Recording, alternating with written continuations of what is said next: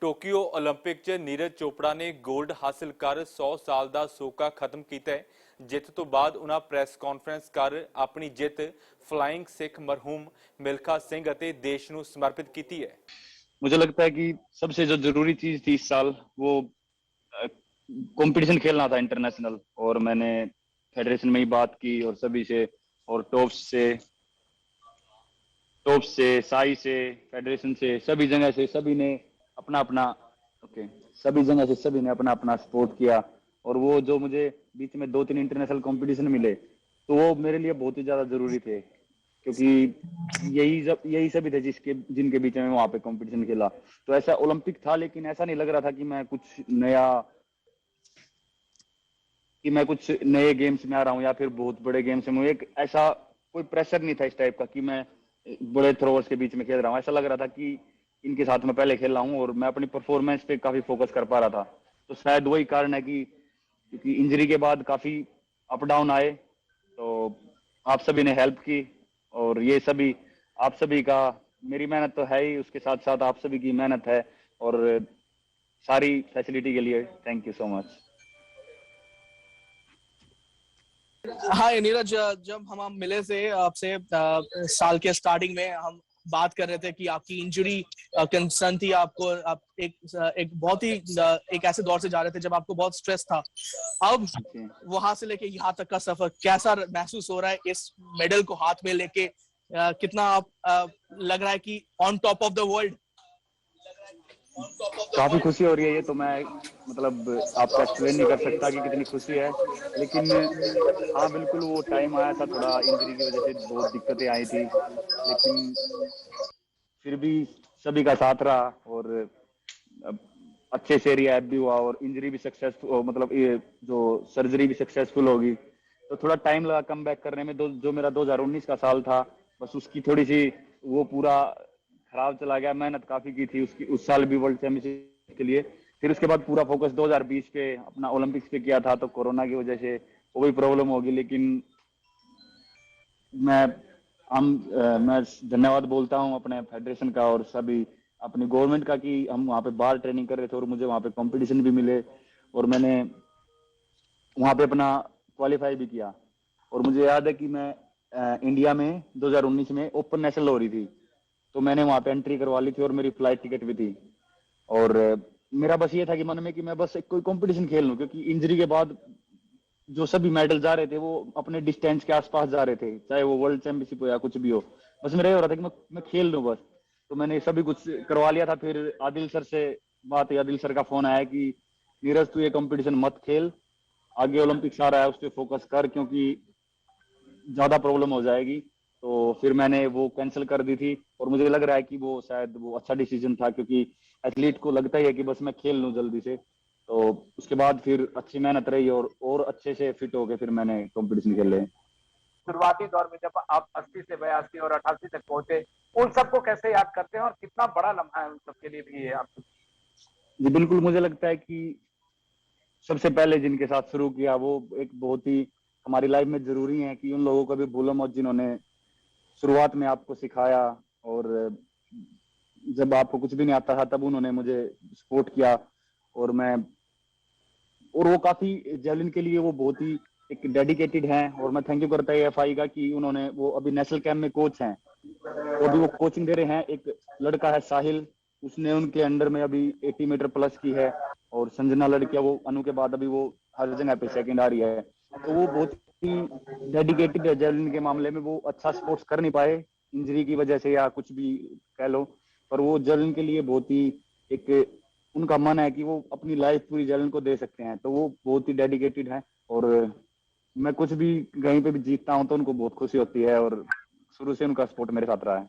उस ट्रेनिंग और अभी का ट्रेनिंग जो इतना साइंटिफिकली आप जो ट्रेनिंग कर रहे हैं लास्ट 2 साल से, स्पेशली जो बायोमैकेनिकल जो भी एलिमेंट्स है अपने टेक्निक में वो काफी अपने सुधारे हैं। तो उस ट्रेनिंग में और इस ट्रेनिंग में और प्लानिंग जो एएफआई या साई या टॉप्स या जेएसडब्ल्यू जिसी का भी ट्रेनिंग है उसमें क्या फर्क है? क्या उसमें और इसमें क्या फर्क है और कैसे ट्रेनिंग किया आपने? देखो जी, पहले तो जब देखो एथलेटिक्स एक ऐसे गेम है कि भाई आप आपकी परफॉर्मेंस धीरे धीरे आती है, क्योंकि हम अपना 100% देते हैं, तो 100% आगे हमको बढ़ाने के लिए हमको थोड़ी थोड़ी करके चीज इंप्रूव करनी पड़ती है। तो काफी टेक्निकल इवेंट है, और स्टार्टिंग में हमने शुरू की थी, कुछ टेक्निकल फॉल्ट थे और वो धीरे धीरे सुधारे। उसके बाद फिर फॉरेन कोचेज आए, फेडरेशन ने ऑस्ट्रेलिया से कोच बुलाया था, गैरी कैलवर्ट, उनके साथ मैंने की, तो वर्ल्ड जूनियर रिकॉर्ड किया था। उसके बाद फिर कोच हुए होना आए, उनके साथ मैंने ट्रेनिंग की, उनसे काफी कुछ सीखने को मिला। उसके बाद मैं क्लाउस बार्टोनिज कोच से मिला, तो ये भी काफी मतलब एक बहुत ही इनके पास पुराना एक्सपीरियंस है जेवलिन का, और खासकर मेरे लिए जो मतलब ये मेरी बॉडी को समझते हैं और मेरे लिए जो ट्रेनिंग प्लान बनाते हैं वो काफी अच्छा बनाते हैं, क्योंकि इनका जो जेवलिन का एक सफर रहा है वो काफी साल से इन्होंने काफी जेवलिन थ्रोअर्स के साथ काम भी किया है अलग अलग कंट्रीज में, और काफी टेक्निक को डीपली ये समझते हैं। तो बिल्कुल वो जो भी मैंने मेरे सीनियर हैं जयवीर, उनके साथ जो ट्रेनिंग की वो बहुत ही मेरे लिए बहुत ही, एक वो बोलते हैं ना अपने इंडिया में कि भाई नींव स्ट्रॉन्ग होना बहुत जरूरी है, तो उन्होंने नींव मेरी स्ट्रॉन्ग की। उसके बाद फिर मुझे फॉरेन कोचेज मिले और काफी एक्सपीरियंस कोचेज थे, तो सभी का साथ है और सभी के साथ की वजह से आज मैं यहाँ पे हूँ। 2 पार्ट क्वेश्चन है मेरा कि आपका ये फोकस कैसे मेंटेन करते हो, कॉन्फिडेंस कैसे आता है, एंड सेकेंडली जो गोल्ड आपने जीता है पहला एथलेटिक्स में ओलंपिक्स में, उसके क्या मायने होंगे देश के लिए, ये आपको क्या लगता है? मुझे लगता है कि देखो जी, फोकस तो एक एथलीट को फोकस तो होना ही चाहिए कि अपना मतलब इतनी मेहनत करने के लिए, और जरूरी नहीं है कि हमको बस ट्रेनिंग मतलब कंपटीशन पे फोकस करना है। हमको ट्रेनिंग में भी हमारी क्या ट्रेनिंग है वो किस तरीके से करनी है, वो उसमें भी फोकस करना बहुत जरूरी है। कि अब कोच हमको वर्कआउट दे दे और हम बस ऐसे उसको ऐसे समझ के करें कि भाई कोच ने दिया है ये तो करना पड़ेगा, वो कहीं ना कहीं वो मुझे अच्छा लगता। मैं सोचता हूँ कि ये मेरे लिए है वर्कआउट और मैं इसको पूरे अपने मन से करूं, उसमें डिपेंड नहीं करता कि कंपटीशन, क्योंकि सबसे पहले ट्रेनिंग है, ट्रेनिंग के बाद कंपटीशन आता है। जितनी अच्छी ट्रेनिंग होगी उतने अच्छे कंपटीशन होंगे। तो पूरा फोकस ट्रेनिंग पे रखते थे जी, और सबसे बड़े मोटिवेशन मेरे लिए ट्रेनिंग ही होता है, क्योंकि अगर मेरी ट्रेनिंग अच्छी होती है तो बहुत खुशी होती है और ऐसा लगता है कि हाँ मैं आगे रिजल्ट अच्छा दे सकता हूँ। तो मैं मानता हूँ कि ये ओलंपिक जो भी है ये कोई एक दिन की ऐसी बात नहीं थी, इसके पीछे बहुत ही साल और बहुत लोगों की मेहनत इसके साथ है, तो तब जाके यहाँ पे मैं पहुंचा हूँ। तो बस यही कहना चाहूंगा जी। मुझे लगता है कि खासकर मतलब सभी गेम में मतलब अपने काफी अच्छे मेडल आए, और अपना गोल्ड इंडिविजुअल स्पोर्ट्स में शूटिंग में आया हुआ है, और हॉकी में अपने पहले काफी गोल्ड रहे हैं। लेकिन मुझे लगता है कि एथलेटिक्स एक ऐसा माना जाता था कि एथलेटिक्स में वर्ल्ड लेवल पे इंडिया के, क्योंकि हमारे बहुत ही महान एथलीट मिल्खा सिंह और पीटी उषा जी, वो कहीं ना कहीं थोड़े थोड़े गैप से रह गए थे मेडल से। तो कहीं ना कहीं वो जरूरी था, क्योंकि इतने साल से खिलाड़ी मेहनत कर रहे हैं और फेडरेशन काम कर रही है, तो ये अब मेडल आया है ना, तो ये कुछ ना कुछ तो अलग होगा, खासकर एथलेटिक्स और जेवलिन के लिए। तो मैं आशा करता हूँ कि एएफआई और हमारे एथलेटिक्स को और खासकर अभी जेवलिन को और ज्यादा बढ़ावा देगी, क्योंकि मुझे लगता है कि इंडिया में बहुत टैलेंट है। तो ऐसे ही धीरे धीरे करके सामने आएंगे, और आगे आने वाले जो भी जूनियर इवेंट या फिर आगे ओलंपिक्स में और अच्छा कर सकते हैं हम। मतलब ऐसा एक कहीं ना कहीं ये थिंक थी कि भाई पता नहीं अब ऐसे इंटरनेशनल लेवल पे इंडियन क्यों नहीं करते अभी। मतलब मैंने भी आज अभी जीता है, तो मुझे लग रहा है कि हम कुछ भी कर सकते हैं। तो मैं एफआई से ये बोलना चाहूंगा कि और बच्चों को सपोर्ट करे, और बस इंडिया का जितना हो सके उतना नाम ऊपर एथलेटिक्स में। आपका जो मन में था शायद आपने वो एम उस दोनों थ्रो में कर दिया। सेकंड थ्रो के बाद यू टर्न एंड आपने कोचिंग स्टाफ की तरफ और ऑफिशियल्स की तरफ हाथ भी उठाया। तो वो दोनों थ्रो कितना इंपॉर्टेंट था आपके लिए एक टोन सेट करने के लिए आज के फाइनल में? अब मुझे लगता है कि जो अभी थोड़ी देर पहले बनोट सर बता रहे थे कि पहला थ्रो अगर हम अच्छा कर लें तो थोड़ा दूसरे एथलीट पे थोड़ा सा प्रेशर हो जाता है। तो पहला थ्रो बहुत ही जरूरी था कि मैं अच्छा फेंकूं, तो 87+ था, तो ठीक थ्रो था। और क्योंकि यहाँ पे अभी इस साल जो जर्मनी का जोहानस वेटर है वही बहुत ही अच्छे थ्रो उसने किए थे इस साल, बहुत ही जबरदस्त उसकी फॉर्म चल रही थी।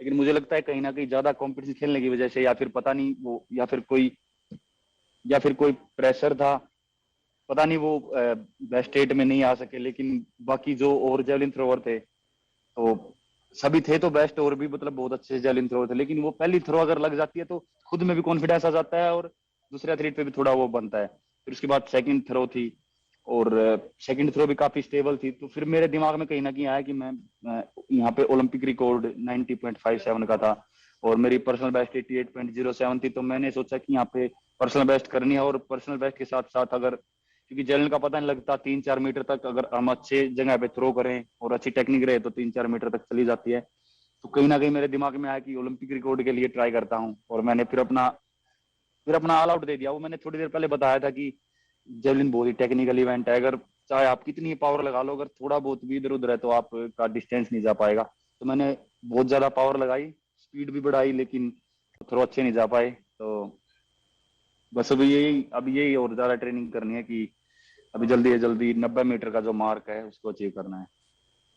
ਇੱਥੇ ਰੁਕਦੇ ਹਾਂ ਇੱਕ ਛੋਟੇ ਜਿਹੇ ਬ੍ਰੇਕ ਦੇ ਲਈ। ਤੁਸੀਂ ਦੇਖਦੇ ਰਹੋ ABP ਸਾਂਝਾ।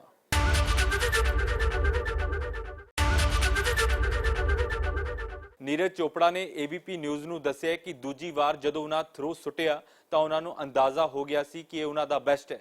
हाँ, क्योंकि लोग बोल रहे थे कि जोहाना सैटर ने ऐसा बोला है, तो मैं एक ही बात मानता हूँ कि भाई ओलंपिक एक ऐसी जगह है कि यहाँ पे वर्ल्ड रैंकिंग या ये मैटर नहीं करती। कई बार यहाँ पे दिन ही डिपेंड करता है कि किस दिन किसका दिन है और कौन क्या करेगा। तो मैंने कुछ नहीं बोला, मुझे लगता है कि, और मैं बोलना भी नहीं चाहता इसके ऊपर क्योंकि मैं उसकी रिस्पेक्ट करता हूँ, बहुत अच्छा थ्रोवर है। और उसके बारे में मुझे सच बताऊं तो दुख भी है कि आज मतलब इतने अच्छे जेवलिन थ्रोवर को बेस्ट 8 से बाहर निकलते हुए देखा, तो बहुत दुख भी हुआ। लेकिन मैं मानता हूँ कि स्पोर्ट्स मतलब किसी का वो नहीं है कि बड़े से बड़े एथलीट भी कई बार परफॉर्म नहीं कर पाते। तो मेरा ऐसा कोई वो नहीं था, मेरा अपनी परफॉर्मेंस पे फोकस था और मैंने अपने परफॉर्मेंस पे पूरा फोकस किया और मैंने अपना 100% दिया। आप अभी 28 को फिर आप डायमंड लीग भी खेलने जा रहे हैं, तो आपका जो फोकस है 90 मीटर्स का है और क्रॉस करने का, उसके बारे में बात करेंगे। Olympic is done. देखो जी, अभी एक बार अभी इंडिया आएंगे और उसके बाद ट्रेनिंग का कैसे रहता है और वीजा का कैसे काम रहता है तो उसका देखेंगे। बाकी इस साल का जो सबसे मेन फोकस था ओलंपिक्स पे था, और वीजा का अगर सही इजी काम रहा और मेरी ट्रेनिंग हो पाई तो मैं खेल लूंगा, क्योंकि मैंने यहाँ पे अपना 100% दिया है। और मैं नहीं चाहता कि, क्योंकि यहाँ पे मेरा मेन फोकस था कि ओलंपिक में हम अपनी 100% फॉर्म लेके आए। तो अभी देखते हैं कि अब अगर वीजा वगैरह का काम सही से होता है और ट्रेनिंग हो पाएगी अभी, तो उसके लिए आगे सोचेंगे। हाँ जी, जब सभी की थ्रो हो गई लास्ट और सिर्फ मेरी बची थी, जब मुझे हो गया कि मेरी लास्ट थ्रो है और मेरा गोल्ड हो चुका है, तो एकदम मैं एक्सप्लेन नहीं कर सकता, एकदम मैं कंपटीशन मोड में था और ये पता लगते कि बस अपना अब गोल्ड हो गया है, तो बस पता नहीं सब कुछ एकदम चेंज हो गया कि बस पता नहीं क्या होगा, जैसे मैंने क्या कर लिया।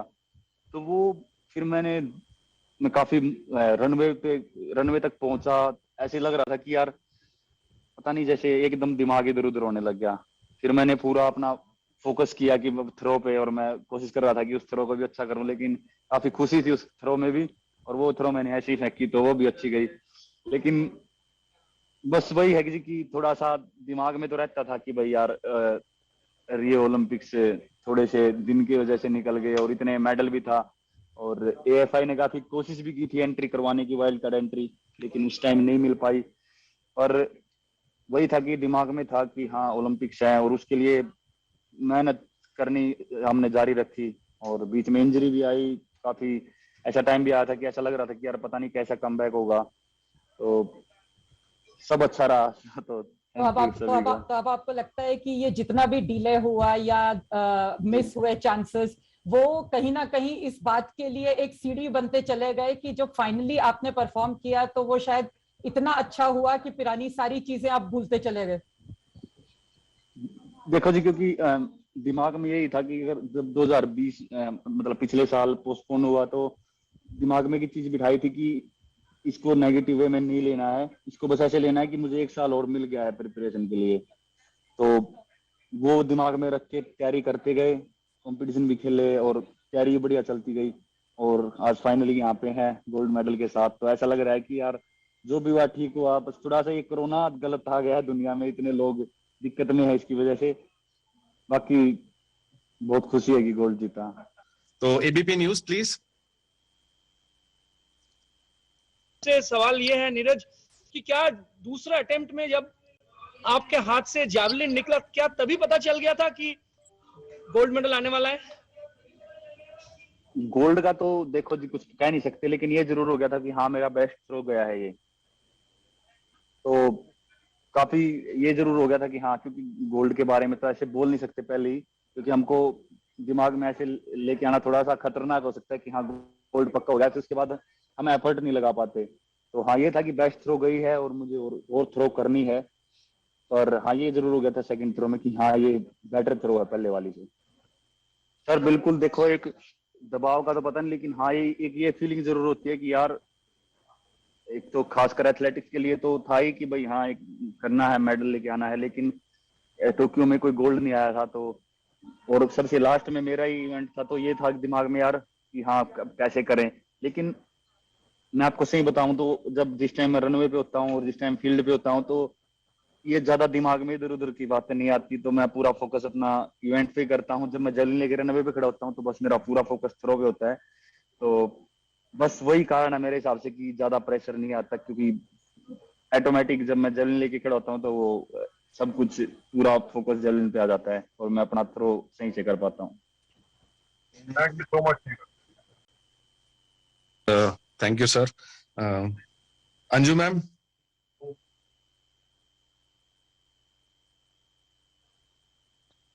Anju ma'am. Yes. Neeraj, can you just show me that medal? नमस्ते ma'am. Namaste. Yes, ma'am. Wow. Congrats. I'm really proud of you. So much ma'am. आप सभी जो सीनियर एथलीट हमारी प्रेरणा है, और आप सभी की मेहनत काफी मतलब उनकी रिस्पेक्ट करते हैं हम, क्योंकि आप सभी ने जो इंडिया के लिए किया है, और हम आपके सभी सीनियर एथलीट के कदमों पे चल रहे हैं और कोशिश करेंगे कि हम और बेटर करते जाएं और आगे आने वाली जनरेशन अपनी एथलेटिक्स में और अच्छी हो।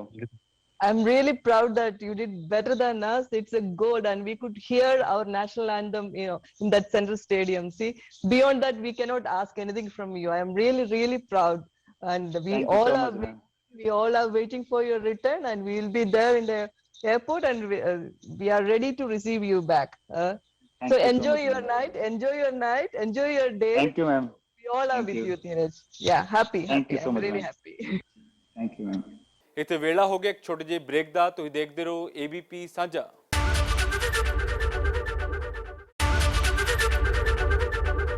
ਨੀਰਜ ਚੋਪੜਾ ਦੀ ਜਿੱਤ ਤੋਂ ਬਾਅਦ ਦੇਸ਼ ਭਰ ਦੇ ਵਿੱਚ ਖੁਸ਼ੀ ਦਾ ਮਾਹੌਲ ਹੈ। ਉੱਥੇ ਨੀਰਜ ਚੋਪੜਾ ਨੇ तमाम ਦੇਸ਼ ਵਾਸੀਆਂ ਦਾ ਧੰਨਵਾਦ ਕੀਤਾ ਹੈ।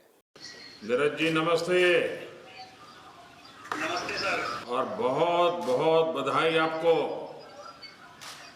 Thank you sir, thank you so much. आज ओलंपिक का समापन की दिशा में जा रहा है और आपने देश को खुश कर दिया। हाँ बस बोले सर, वही था कि बस ये मेरा सबसे लास्ट ईयर है कि मैं इंडियन में, तो बस कुछ अच्छा करना है और गोल्ड जीतना हूँ, और तो बहुत खुशी की बात है। बहुत अच्छा लगा, और मुझे लगता है कि सभी जो अपने भारत जो अपने लोग देख रहे थे उनकी बहुत दुआएं और उनका सपोर्ट था पीछे से इतने ज्यादा लोगों का, तो शायद उसी ने मुझे यहाँ पे आज बुलाया है। पानीपत ने पानी दिखा दिया। नहीं सर, बहुत सभी का बहुत ज्यादा दुआएं थी, तो उनकी दुआएं काम आई आज। लेकिन इस बार एक तो ओलंपिक एक साल डिले हुआ, तो आपको एक साल ज्यादा मेहनत करनी पड़ी, और कोरोना में अनेक संकट आए, अनेक मुसीबतें आई, बीच में आपको चोट भी आई थी, लेकिन उसके बावजूद भी आपने बहुत बड़ा कमाल करके दिया, और ये मेहनत के कारण होता है जी।